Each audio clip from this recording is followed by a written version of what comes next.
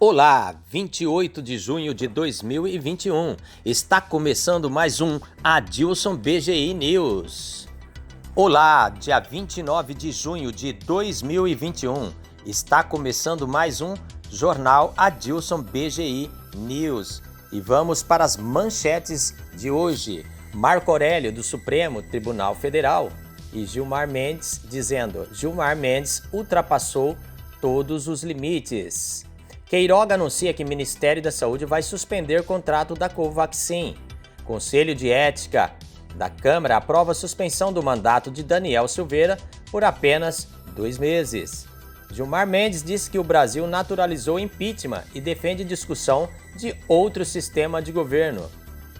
Não vi ameaça, mas concreta a democracia que a Lava Jato, afirma Gilmar Mendes. Seguem.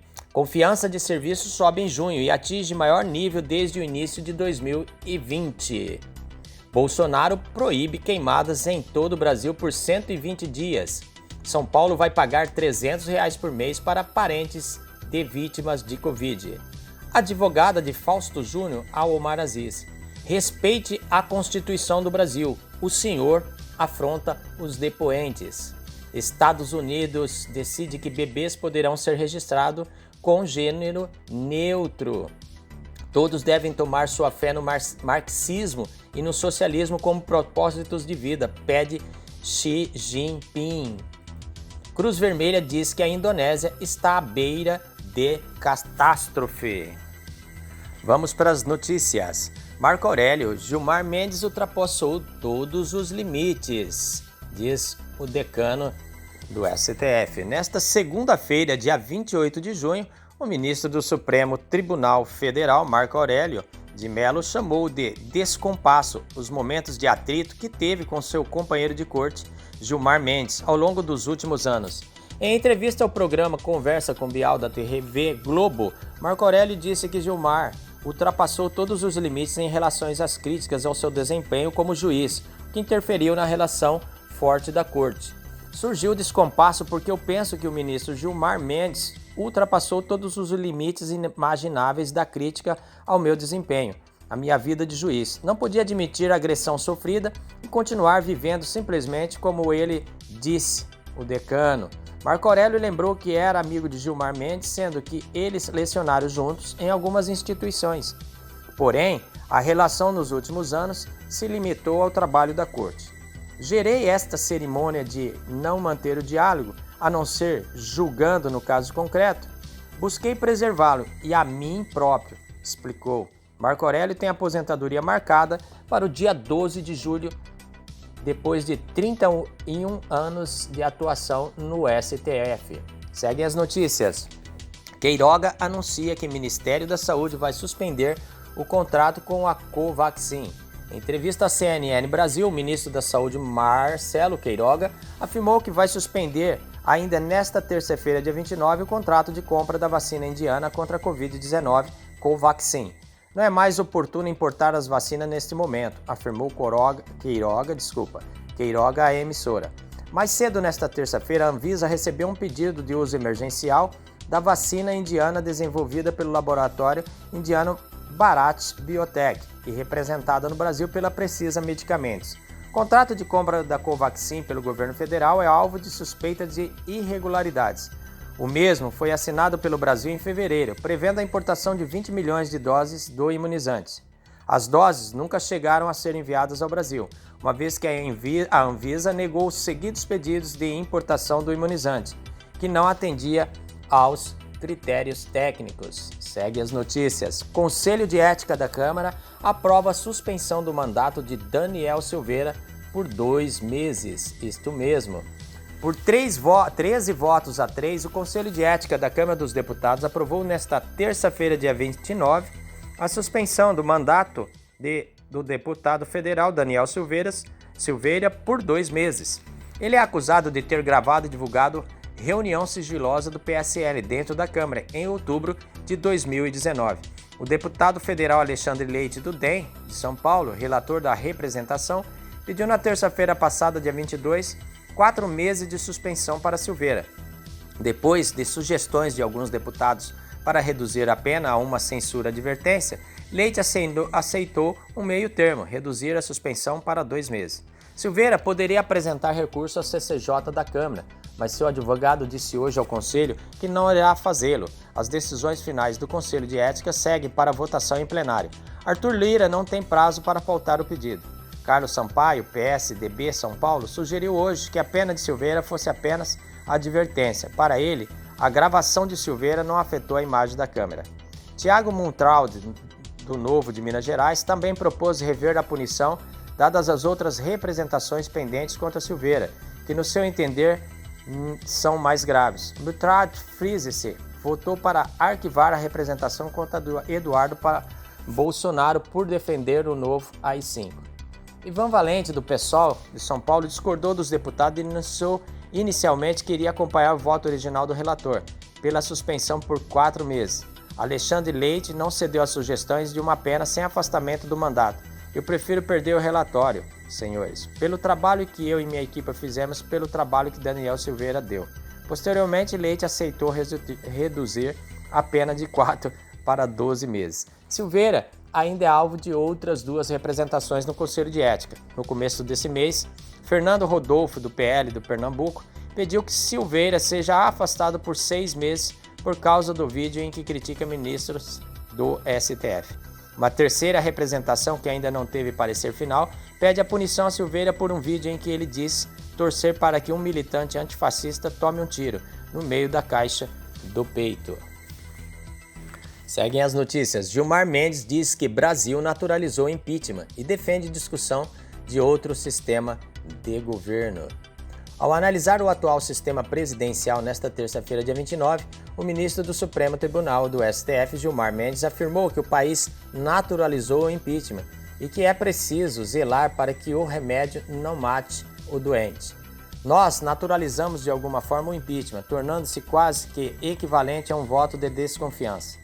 Se o presidente perdeu as condições de governabilidade, logo a solução é a interrupção de seu mandato, disse. A fala do ministro do Supremo foi proferida durante o debate Justiça e Democracia, a visão da Justiça, do Ministério Público e da Advocacia, promovido pelo site Conjur, com a participação do Procurador-Geral da República, Augusto Aras, e do advogado Marcos Vinícius Furtado Coelho, ex-presidente do Conselho Federal da OAB. No debate, Gilmar afirmou considerar que a banalização do impeachment como consequência da perda de apoio político no Congresso deveria levar a uma reflexão e um diálogo sobre a superação desse modelo de aparente presidencialismo imperial, nas palavras dele. Segundo o futuro decano do STF, há uma presença muito forte do Congresso em questões vitais. Esse debate que agora se faz a respeito desse chamado orçamento secreto, as emendas impositivas, tudo isso indica uma participação do parlamento muito efetiva em questões de gestão. Considerando a instabilidade que marca o nosso presidencialismo pós-88, não seria o caso de mantermos sim o regime presidencial, mas com um outro perfil em que o presidente tivesse talvez um poder de moderação, pontuou. Para ele, é preciso discutir de fato a mudança e a adequação do sistema do governo. Contra ninguém, mas em prol um aperfeiçoamento do sistema. Um jogo às claras para não afetar nenhum mandato que esteja em curso. É uma construção que tem que ser feita com a continuidade do aperfeiçoamento do sistema político eleitoral. O ministro do STF também pontuou que aqui também a gente tem que adotar o voto de desconfiança construtivo. Só se derruba um governo colocando outro no lugar, porque do contrário corremos risco de repetir aquilo que foi a tragédia de Weimar, o que leva ao colapso da democracia. Temos que zelar para que o remédio não mate o doente. Segue as notícias. Não vi ameaça mais concreta à democracia que a Lava Jato, afirma o mesmo Gilmar Mendes. Nesta terça-feira, dia 29, o ministro do Supremo Tribunal, Gilmar Mendes, fez 2 críticas à Lava Jato e a procuradores do Ministério Público do MPF. De acordo com ele, o Brasil esteve muito próximo de se submeter ao que se chamou de República de Curitiba, mas que poderia chamar de ditadura de Curitiba. Não via ameaças mais concretas à democracia no país, senão a partir de iniciativas de grupamentos corporativos de procurador, juiz, órgãos da Receita e Polícia Federal. Esse conúbio colocou em risco aquilo que entendemos como Estado de Direito devido ao processo legal, afirmou Gilmar Mendes durante o webinar de lançamento do Anuário da Justiça Brasil 2021 do site Conjur. Durante o debate Justiça e Democracia, o ministro do STF voltou a fazer críticas à Lava Jato e às 10 medidas contra a corrupção, proposta legislativa de iniciativa de membros do Ministério Público, que tramitou no Congresso. Gilmar lembrou de propostas fortemente autoritárias apresentadas pelos procuradores ao parlamento, permissão para o uso de provas ilícitas e restrição brutal à concessão de habeas corpus. Só na ditadura o HC sofreu limitação, ainda assim no AI-5. As 10 medidas desenhavam um modelo autoritário, estávamos muito próximos de ser submetidos à ditadura de Curitiba, disse. Preciso estarmos atentos aos salvadores da pátria. Venham eles do Legislativo, Executivo ou Judiciário, recomendou o ministro, e acrescentou que esse é o legado que fica da fase crítica da Lava Jato. O ministro lembrou um ditado que diz que o país que precisa de salvadores não merece salvação. Gilmar Mendes também falou sobre o uso das delações premiadas pelos procuradores de Curitiba. A nossa luta contra a ditadura foi devido ao processo legal, pelo Estado de Direito, pelo fim da tortura. Com as delações premiadas, você introduz um elemento de tortura para obter a delação, disse. Descemos muito na escola das degradações. A democracia enfrenta muitos desafios atualmente. Não apenas a brasileira, afirma Gilmar Mendes, ao lembrar da invasão ao Capitólio nos Estados Unidos. Fato que considerou chocante. Para ele, fatos como esse mostram como grupos pretensamente democráticos se valem da democracia para causar tumulto. Sistema que, em sua opinião, apesar de complexo, é o melhor que temos. Continua a valer a máxima de Churchill, segundo a qual a democracia é um regime ruim, excluídos todos os outros. Isto foi a opinião de Gilmar Mendes. Ainda bem que é somente a opinião dele. Segue as notícias. Confiança de serviços sobe em junho e atinge maior nível desde o início de 2020. Vamos para a economia. A confiança do setor de serviços do Brasil melhorou pelo terceiro mês seguido em junho e foi ao nível mais alto em quase um ano e meio, uma vez que as expectativas para os próximos meses melhoraram. O Índice de Confiança de Serviço ICS da Fundação Getúlio Vargas, FGV, divulgado nesta terça-feira, dia 29, avançou 5,7 pontos e chegou a 93,8 pontos em junho, maior patamar desde fevereiro de 2020. Segue as notícias. Bolsonaro proíbe queimadas em todo o Brasil em 120 dias. Isso mesmo, durante 120 dias. Nesta terça-feira, dia 29, o presidente Jair Bolsonaro editou o decreto que proíbe o emprego do fogo em práticas agropastoris e florestais de todo o Brasil pelo prazo de 120 dias. O ato está publicado no Diário Oficial da União, é assinado também pelo novo ministro do Meio Ambiente, Joaquim Álvaro Pereira Leite. A suspensão temporária de queimadas, no entanto, não se aplica a alguns casos, como práticas de prevenção e combate a incêndios realizadas ou supervisionadas pelas instituições públicas responsáveis pela prevenção e combate aos incêndios florestais no país, práticas agrícolas de subsistência executadas pelas populações tradicionais e indígenas, controle fitossanitário, desde que autorizado pelo órgão ambiental competente. Também ficam liberadas as queimas controladas em áreas não localizadas do biomas Amazônia e Pantanal, desde que sejam imprescindíveis à realização de práticas agrícolas e previamente autorizadas pelo órgão ambiental estadual ou distrital. Seguem as notícias. São Paulo vai pagar R$ 300 por mês para parentes de vítimas de Covid. Nesta terça-feira, dia 29 de junho, o governo de São Paulo lançou o programa São Paulo Acolhe para pessoas que perderam algum familiar por causa da Covid-19. O auxílio será de R$ 300 por mês para 10.929 famílias por 6 meses até o final do ano. O investimento do governo do estado será de mais de 20 milhões de reais. O impacto estimado é de 30 mil pessoas beneficiadas entre as famílias atendidas. Esse é um programa de transferência de renda para famílias de alta vulnerabilidade que, além de estar enfrentando um problema de ordem financeira, também perderam seus entes queridos. membros de sua família para a Covid-19, disse o governador João Dória. Tucano afirmou que, além de muitas famílias que perderam emprego, muitas das vítimas da Covid eram os provedores de suas casas. Para ser elegível ao novo auxílio, a família tem que estar inscrita no CAD único e ter renda familiar de até 3 salários mínimos. É possível conferir a elegibilidade no site Bolsa do Povo. O primeiro pagamento será realizado a partir do dia 20 de julho. Dória afirmou que, se em dezembro houver necessidade, o programa poderá ser prorrogado, mas o governador afirmou que o cronograma de vacinação do estado deve ser adiantado, o que deve facilitar a retomada econômica e o emprego. Detalhes devem ser apresentados na quarta-feira, dia 29. Ele afirmou ainda que a proibição do corte do fornecimento de água pela falta de pagamento também deve ser prorrogado na quarta-feira, dia 29. São Paulo acolhe é o segundo benefício lançado pelo governo do estado nesse mês. Em 17 de junho, Dória lançou o programa Vale Gás. A iniciativa auxiliará a família de baixas rendas a comprar botijão de gás de cozinha no estado. O benefício contemplará 100 mil famílias a partir de julho. Ao todo, 104.340 famílias em situação de pobreza ou extrema pobreza que moram em comunidades carentes e favelas terão acesso a 3 parcelas bimestrais do Vale Gás. O valor de cada parcela é R$ 100, a serem pagas entre os meses de julho e dezembro de 2021. Segue as notícias. Advogado de Fausto Júnior a Omar Aziz. Respeite a Constituição do Brasil. O senhor afronta os depoentes. A doutora Gina Moraes, advogada do deputado estadual do Amazonas Fausto Vieira dos Santos Júnior, do MDB, relator da CPI da Saúde da Assembleia Legislativa do Estado, ALEAN, foi para cima do presidente da CPI da Covid, Omar Aziz, do PSDB do Amazonas. Respeite os depoentes. Respeite a Constituição do Brasil. O senhor afronta os depoentes e os advogados. Em seguida, os microfones foram cortados por Omar Aziz.